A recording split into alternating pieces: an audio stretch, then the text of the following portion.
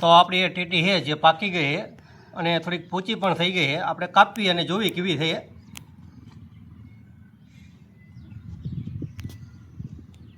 ખરાબ ન થઈ જોઈએ તો સારું, બાકી ઓ માય ગોડ.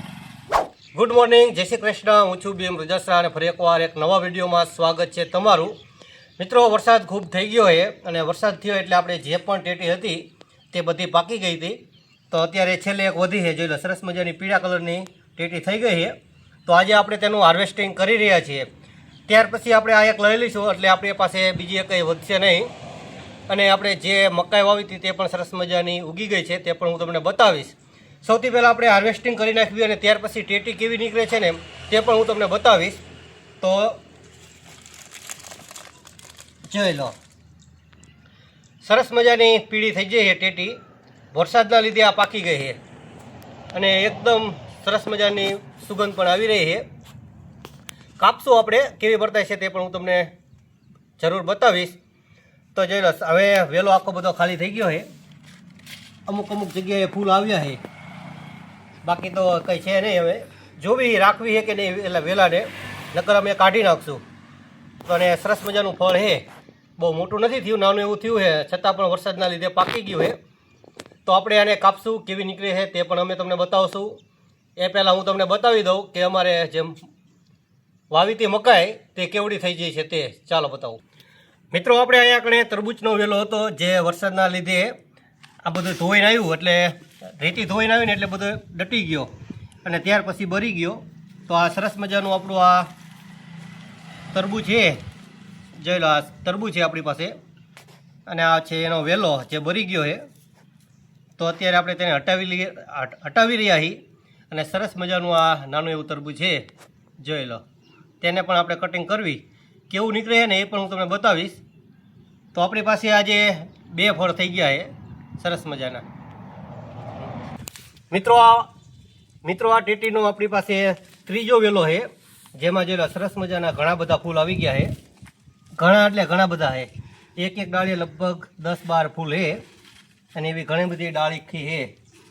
જોઈ લો, આમાં આપણે જે પણ તરબૂચ આવ્યા હતા ને તે બધા લઈ લીધા હતા. આ આપણી ટેટી છે જેમાં થોડી ધૂળ લાગી છે, માટી છે, તો આપણે આને સાફ કરી નાખશું બરોબર. જોઈ લો, પીળી પણ સરસ મજાની થઈ ગઈ છે.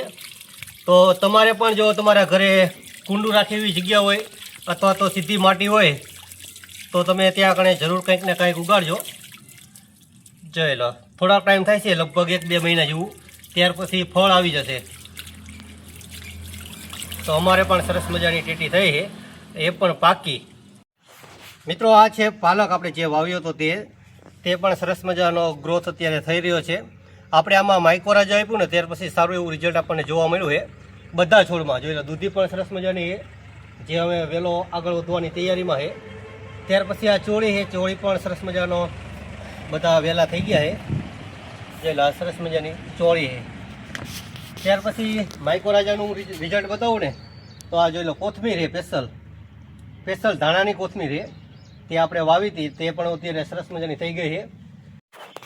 મિત્રો, આ બધી જગ્યાએ આપણે મકાઈ વાવી હતી લગભગ 3 થી 4 દિવસ પહેલાં, અને તમે અત્યારે જોઈ રહ્યા છો બધી જગ્યાએ સરસ મજાની અત્યારે મકાઈ ઉગી ગઈ છે.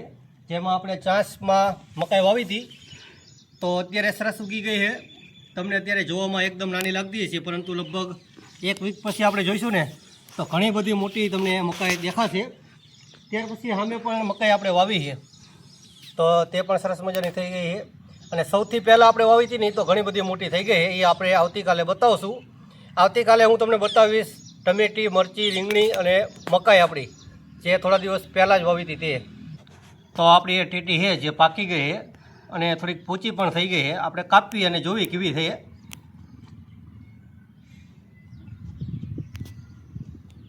ખરાબ ન થઈ જોઈએ તો સારું, બાકી ઓ માય ગોડ, આ બહુ પાકી ગઈ છે. જોઈ લો, અંદરથી લાલ નીકળી ગઈ, તો એકદમ ખરાબ થઈ ગઈ છે, અંદર ફંગસ પણ લાગી ગયું છે. જોઈ લો અહીંયા કણે. તો અત્યારે આપણે આને ખાતા નહીં, પરંતુ ફેંકી દઈશું આને.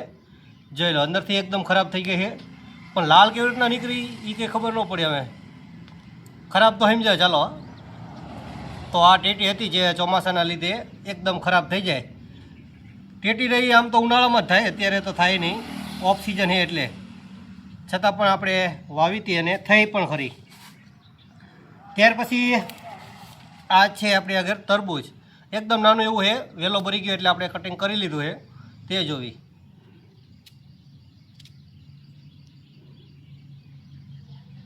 જોઈ લો, તરબૂચ એક આવું હતું કાચું એકદમ, એકદમ નાનું હતું એટલા માટે. તો મિત્રો આ તો આજનો આપણો વિડીયો તમને પસંદ આવે તો વિડીયોને લાઇક કરજો, શેર કરજો, અને આપણી ચેનલ ઉપર નવા હોય તો આપણી આ ચેનલને સબસ્ક્રાઈબ પણ જરૂર કરી દીજો. મળીશું આવતીકાલે એક નવા વિડીયોમાં. ત્યાં સુધી તમને બધાને મારા રાધે રાધે. Thank you.